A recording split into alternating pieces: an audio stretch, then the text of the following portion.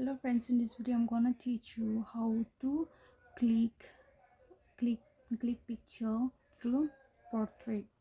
So before I start the video, please do not forget to like the video, share the video and subscribe to the channel. So without wasting time, let us start the video. So first of all, you have to go to the camera. You have to press the camera. So just turn it like this. So you see here portrait, just click it here. I just click it here. So I just click it, so the thing will be clear, you can see it clearly, but the background will be blur. So you can click it like this through portrait. So it is done now. So before you leave this video, please do not forget to like the video, share the video and subscribe to the channel. Thanks for watching.